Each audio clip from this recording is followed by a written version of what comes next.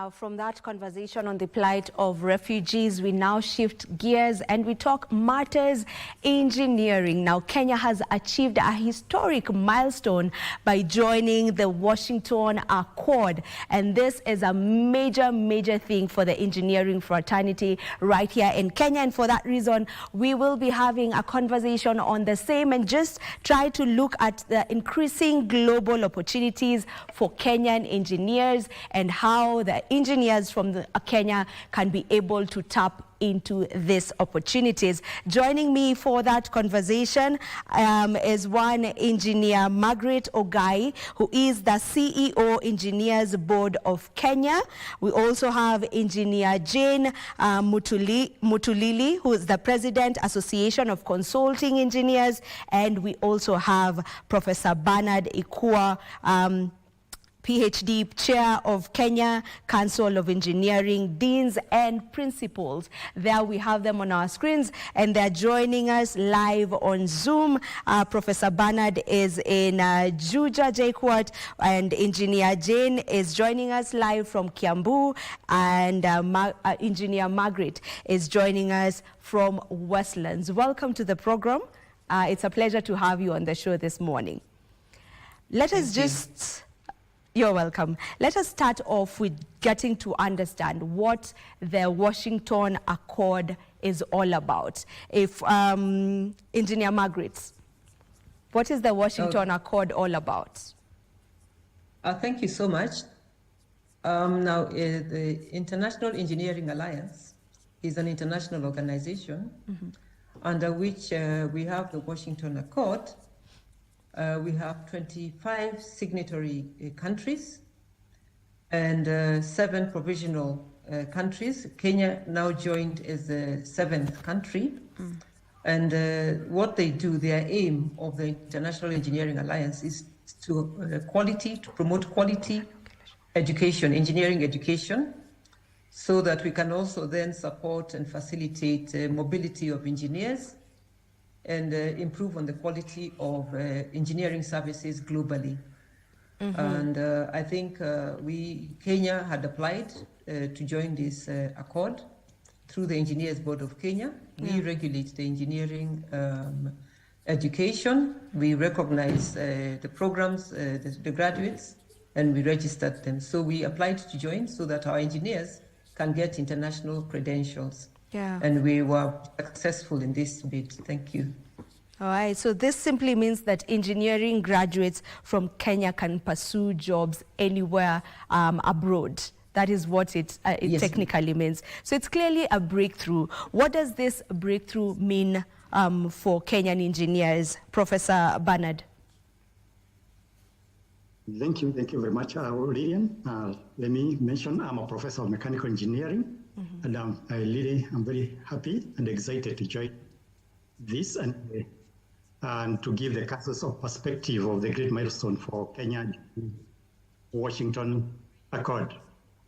This gives us confidence as educators that our engineers, and that is our aim, that are acceptable globally, irrespective of the university. We are developing a Kenya educated engineer who can work anywhere globally.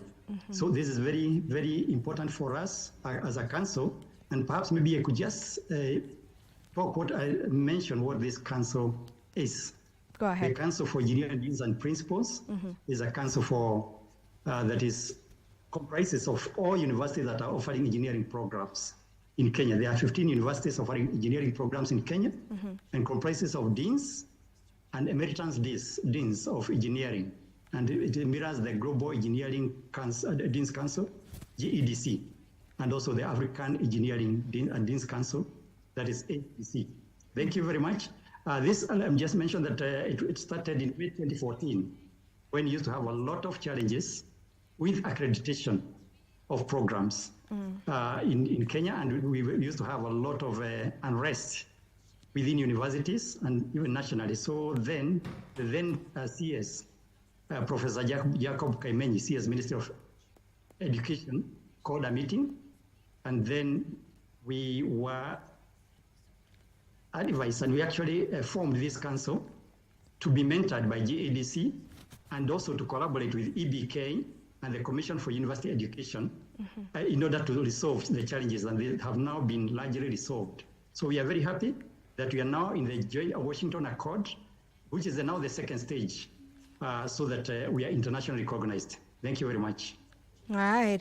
So, as you've mentioned, you were experiencing challenges before getting to join the Accord, that is the Washington Accord. If Engineer Jane, you can just get into that. Just how has it been like, not being, part of this Accord? Just how was it like for engineers? How are they maneuvering? Maybe what challenges were they facing before this breakthrough?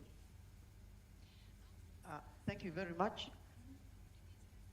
As the Association of Consulting Engineers, we are actually the business arm of the engineers, and we, other than the government, I think we have we are the greatest employers of graduate engineers.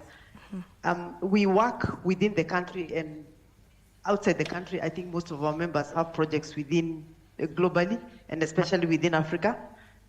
Not being recognized globally sometimes hinders our recognition or our projects, so that when we have engineers, we want to send them to work for us in various places, then they are not, our education almost gets, what do I say?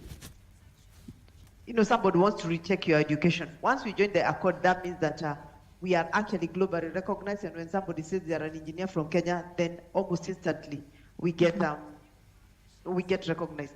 One of the things we are trying to do as ASEC is actually now move out, not just in Africa, but within global. There's quite a shortage of engineers within the global, especially in the Western world. The population is getting old. They are not any young. They are not, the young population compared to Kenya is actually not there.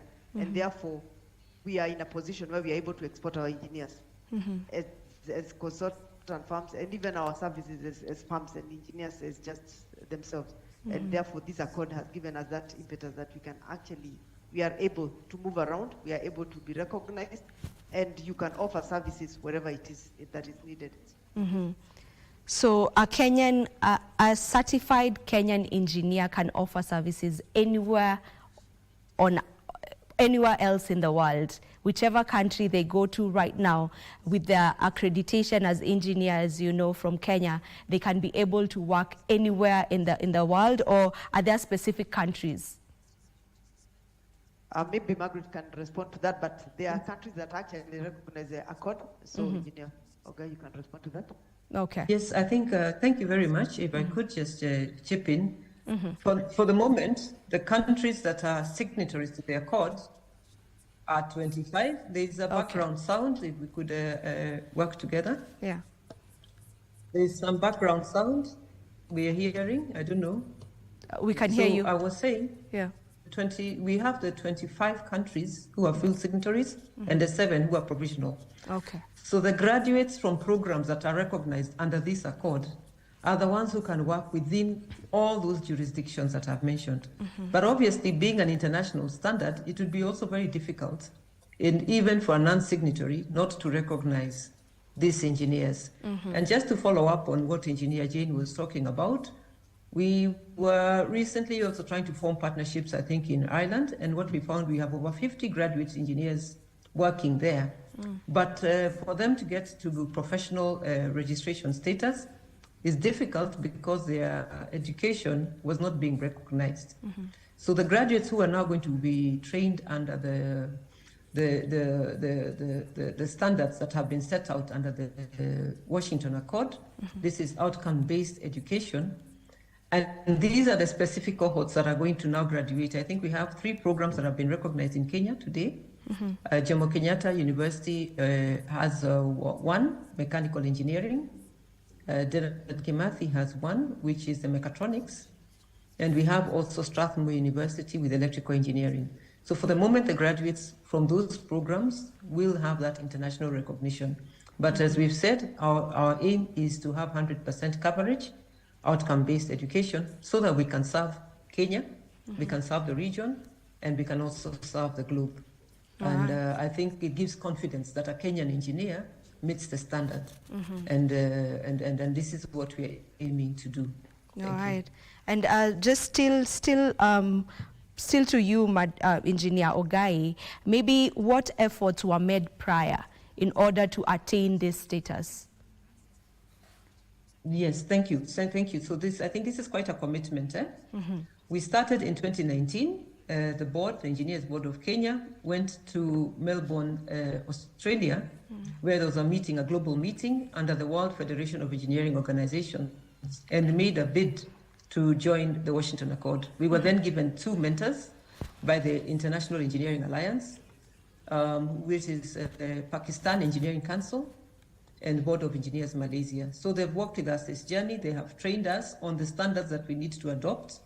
Key among this would be that you need to have an accreditation committee, which is industry-led and also has academia, to check on the quality of engineering programs. And this we have established, and it must also be able to make the decision, a final decision around these matters. So it has autonomy. And from there, we then also had to train the universities, sensitize them and make them aware of the new training standards. And we also trained assessors. So it's been quite a lot that we have done. We had to change the accreditation standard that we have, or rather we had to adopt what there was. And we've incorporated that, and I'm sure Engineer Professor Ikua will be able to talk into what the university themselves had to do. But we then had assessors coming in January this year. So we've been doing a lot of preparation over the last 5 years. In January of this year, we got the 2 mentors. They sent us 4 international assessors who came and checked the programs that we had prepared, and they were satisfied. And that is what we then presented at the International Engineering Alliance meeting on this 2 weeks ago. And then on the 13th of June, we were very fortunate. We went and all the members of the International Engineering Alliance voted that Kenya's systems are up to standard, and therefore they accepted unanimously that we should join the Washington Accord. We are still on a provisional basis because we have to transform more programs, need to meet the standard, and then we shall be full signatory status. To me, the 2 benefits of this is, one, we'll be assuring ourselves and the world about the quality of the engineering education in Kenya, and then we are creating this platform for mobility and competitiveness of our engineers. I hope I have responded. Thank you. You have. Thank you very much for that. And now, just speaking from you, Engineer Ogai, to Professor Ikua, if you can just take us through the changes that were being made, the changes that are still being made to ensure that we meet the standards completely in terms of licensing, in terms of accreditation. What are the changes that have been made or are being made at the moment? Okay, thank you. Thank you very much, Lydian. I pick it from where the registrar, Margaret, has mentioned that the academia were very much involved. Assessors were trained and really appreciate the efforts and by EBK, and also the support that we got from the Board of Engineering Malaysia and also the Pakistan. Even Australia was also involved in the training of assessors from within academia. The changes were largely redesigning of the curriculum to OBE, that is the outcome-based education, which now, coincidentally now, we are very happy because even with the new curriculum, competent-based education, this is what we are really getting into. So it was mainly formatting and adhering to the standards as per the Washington Accord. So the curriculum developers were actually trained. We went through a very rigorous process of redesigning, reformatting, and also equipping now the academia towards now being ready now to offer the curriculum as outcome-based. So we, as she has mentioned, we had international assessors who also came with to the universities and also looked. We had the evaluators, and the entire process was taken through. And then they were to give a report. So we are saying that we are ready, even with the programs that are actually mentioned, that we have really onboarded them. And from the council, we are really looking forward. She talked of 100% transition, and we shall collaborate in this area. There are about 71 programs in the universities that require to be onboarded, and we shall work together collaboratively in order to ensure that this 100% transition into the Washington Accord. Thank you very much. All right. As we keep talking about the increasing global opportunities for Kenyan engineers abroad as well, probably Engineer Mutulili, you may get us into maybe some of the barriers that you would say are preventing Kenyan engineers from accessing international opportunities at the moment. Thank you very much. Before I get to the barriers, let me talk about the enabling conditions that has for a Kenyan engineer. Number one, we have a global market that is ready for Kenyan experts. And once we join the Washington Accord, therefore that means that we actually are now not just Kenyan experts, but we are experts that are recognized within the world. And as I said earlier, the world is, actually, there is a serious shortage of engineers in the Western world. Our economy may not be able to absorb all the engineers that we are training, and therefore that means that we are able to now to export our engineer services elsewhere. The next one is that we have the Kenyan policy on talent export. I think we are all aware of the Kenyan global labor market strategy that the government has been pushing, and that is Kenya exporting our expertise, not just engineering, but our expertise everywhere within the world. And I think because Africa has some of the youngest people, it is important that they are also absorbed there so that there is work for everybody. We have now the accession to the Washington Accord. That is probably our single most greatest enabler to the external market. We have our Kenyan engineering landscape. We are training over 2,500 engineers within, I think, in a year. Is that correct, Engineer and Prof? And therefore, we are actually many of us, as I said, we can't be absorbed here. And therefore, we are ready to export them without impacting our country. They are global drivers. We have the construction and infrastructure. Just last week, Abu Dhabi had their conference of one of the biggest. I think they are talking about billions of infrastructure projects that are coming up. And therefore, that's a global driver that will allow the Kenyans and other young people to join them. We have the water and sanitation and the environment. We are certainly not 100% covered in water and sanitation, so there are those possibilities. We have the renewable energy technology. I think that has been talked about everywhere. That's something that we are trying to move from fossil oil to renewable energy. We have the ICT and the telecommunications. That is also very big. We have manufacturing and automation, and then artificial intelligence. All these are global drivers that actually demand for engineers. We also have digital and technological transformation. I think we don't need to say how big on technology and digital our Kenyan youth is. I think that is known everywhere. We have technologists and technicians and technologist opportunities. Of course, this is not just engineers, but also the engineer support, the other services that support engineers. We are also very big on that. And then I think one of our biggest drivers is our linguistic diversity and multilingual advantage. Kenya, we are probably the one country, I don't know other countries, but I know almost everybody in Kenya, or at least 90% of our Kenyans, each of us speaks at least 3 languages. And that, in most people actually will speak just the one language that they were born speaking. And this in itself, why it is actually we are able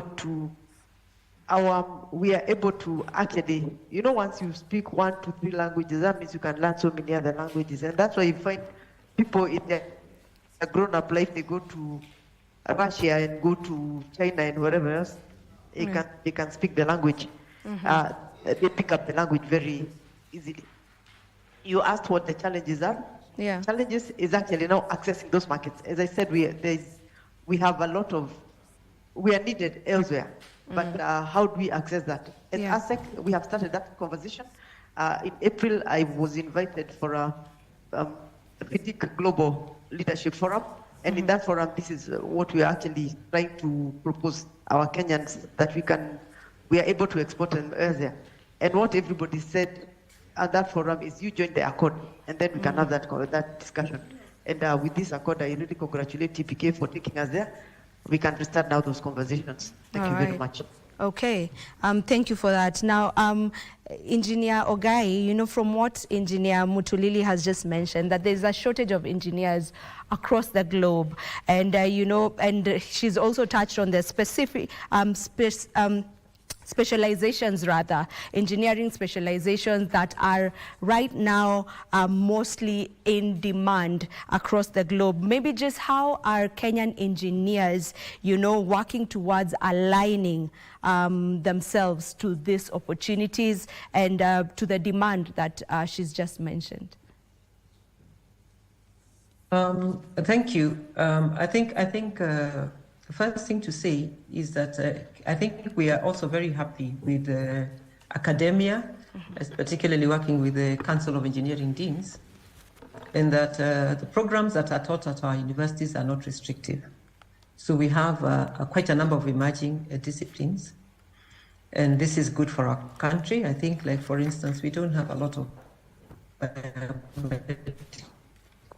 engineers in Kenya, and we also have marine engineering. So I think Kenya is well positioned, and we are continuing to onboard more programs so that we are keeping up with the trends. This outcome-based engineering obviously also talks of one of the attributes is usage of modern technologies and tools, so that the graduate you get comes out fit for the industry already. So I think to that extent, you will find. And then the other thing is, now that we are part of the Washington Accord, we also recognize automatically as EBK, we recognize anybody who's also trained from any of these Washington accredited programs, which means we don't have to do evaluation of the programs again. And we have a lot of our Kenyans also who are being trained in foreign universities. So we have made this process much easier. They are able to get registration at the board. And I can also say with the numbers have gone up. I've seen this year we've managed to do 100, we did 2,300 engineers who are registered as graduate engineers in various disciplines, as I was saying, all over. We have whether it's civil, the civil, electrical, mechanical, and we move across all the way to the biomedical, I was just saying, mechatronics, these emerging disciplines, telecommunications. And we then also registered 100 from the foreign trained graduate engineers. To me, this shows we are embracing all specializations. We are also keeping up with the trends. And this is a recognition we are doing as a board. So there's no restriction for us. If the program is recognized by the Washington Accord, we also then mutually recognize it.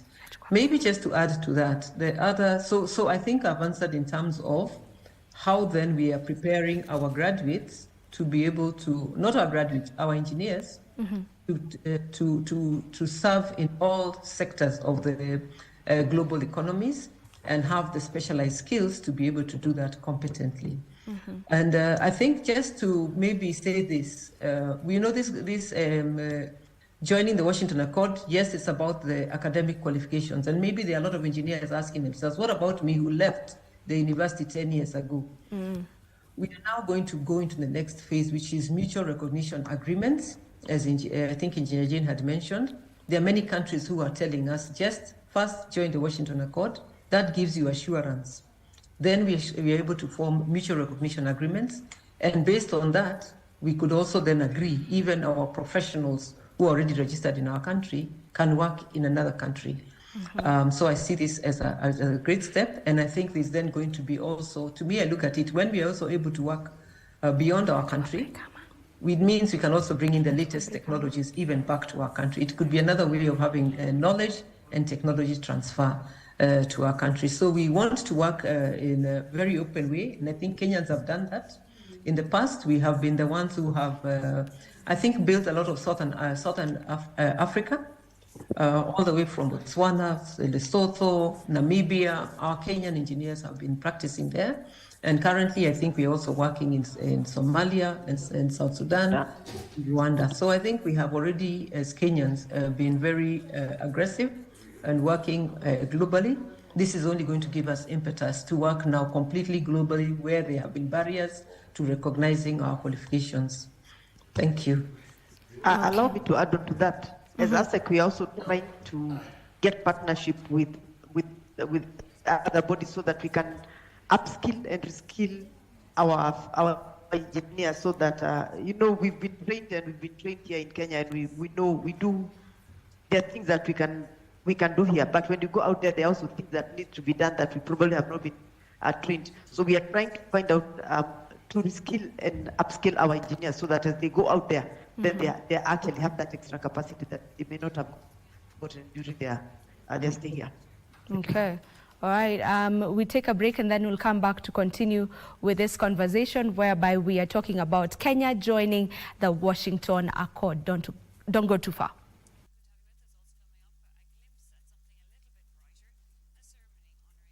So let's go ahead and continue with the conversation. Now, maybe to you, Professor Ikua, how are Kenya universities and the institutions being supported, into meeting the required criteria? Let me say all this. I think the Ministry of Education is really very supportive on this matter. Let me also mention the Ministry of Roads and Transport, which maybe EBK operates. They are also very, very supportive. The Commission for University Education also. There is actually a working committee, technical committee, that is really collaborating very well. Before I go far, I just emphasize on a point that Engineer Margaret has mentioned about experiences that are gained when engineers go out. You can import experiences when they go out to work. I mean, they as professionals, when they come back, they bring that profession back into the country, that expertise, and it helps to develop the country much, much more. For example, if I just give an example of Korea, which was in the same status, economic status as Kenya in the 60s and 70s, they adapted this strategy. A lot of professionals worked outside Korea, but then they went back. They brought in all this expertise, and they were able now to transform the country actually to a high-income country and join the OECD. There's no reason as to why Kenya cannot now join the OECD in a very, very near future by utilizing this opportunity.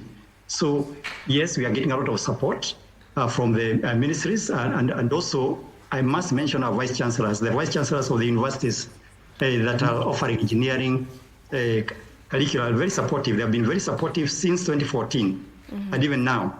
So we are getting a lot of support for the engineering faculty, and we are really looking forward to onboarding all the programs, because what we need are resources, that is human resource, facilities, which we are also sharing amongst the universities, and also curriculum development issues, which are very well supported. Thank you very much. Okay. Professor, or rather Engineer Ogai, you had mentioned something to do with the engineers who are already in practice. I would love for you to get into that, in depth into that, and just how are they supposed to align, with this new joining of the accord? Oh, thank you. I think, as I had said, now the engineer who has left college, I'm sure you can see from myself, I left many years back. So obviously, when it comes to this accreditation, it is limited and it is very specific to the year of graduation. They look at the cohorts and they will give an accreditation on the basis of the 5 year, because you now need to go every 5 years to recertify your programs. So this group that have been successfully accredited is now running from 2025 up to 2030. So anybody who's had already graduated is now not going to benefit from that. But as I said, because Kenya has adopted the outcome-based education, which is internationally recognized under by Washington Accord and under the International Engineering Alliance, it then becomes much easier to have the discussion with your neighbor, with another country, which you might have trade agreements, and you agree that I can also give you my engineers. And this is the next phase, and we're told that is the actual benefit that will come. And that is what you've seen, like I think in Pakistan, we were being advised. They have gone and made mutual recognition agreements with so many other countries, and they find that their own engineers now get that, there's that confidence even to work in, I think what even in the international financing development organizations, you will find that now they will be able to say, because this country has already put in place all these measures and they are committed to quality education and practice. So that is I think what the reputation for a Kenyan engineer, that they have met, that the country is committed to quality education and committed to supporting the engineering professionals. You will find that it is then much easier for you to be recognized. Again, because you're interacting, when you go for those international meetings, you can imagine now the interaction you're going to find, like Professor Ikua, you would go and you would meet a professor from Singapore, and they'll come up with collaborations and areas they can discuss, including even adjunct lecturers and what have you. So for us at the practice, it is also going to have an impact that we are now going to be working together with industry, both the Association of Consulting Engineers, the Institution of Engineers of Kenya, and actual industry, so that we're able to also say these engineers meet the standard. And we are there as a regulator because we are the ones who've been accredited, EBK. There is that confidence about the practice that Engineers Board of Kenya is offering to Kenya and to the globe. Let me say this because we might not look like we are only looking at exporting jobs. In fact, we are not. We also want to assure our Kenyans. We want our citizens to be aware and to have that assurance that these engineers are properly trained, so they will give you safe and sustainable infrastructure wherever they are. If they work locally here, you're assured you're getting international standards locally.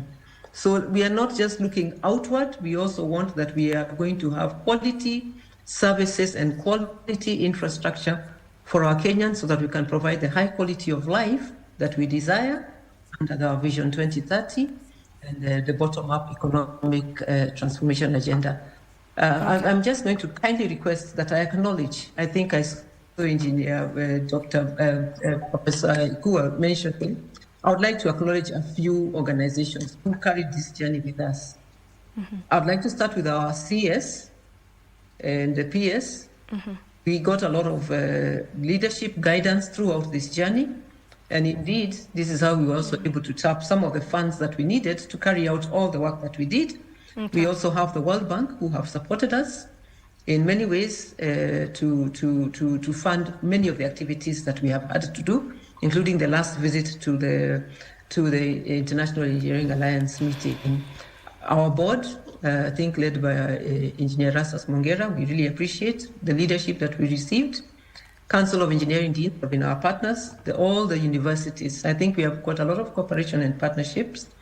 Then we have QUE, let me not forget to mention the Commission of University Education. In fact, we have received the kind of support that we needed to pull this off, and we are very grateful. And our assurance to all our stakeholders is that, and I think let me not forget, of course, the students, because they were also assessed when the assessors came. They must have seen that the students have the right attitude. So we are very grateful, and I think the general community, engineers as well, who are tuned in.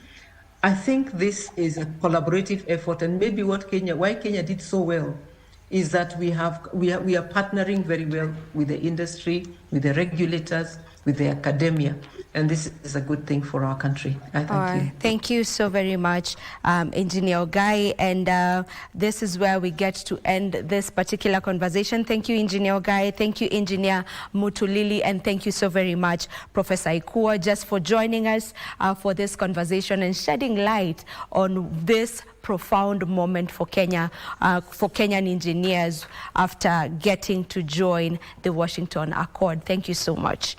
Now, right now, allow me to get to hand you over to several reporters, or rather,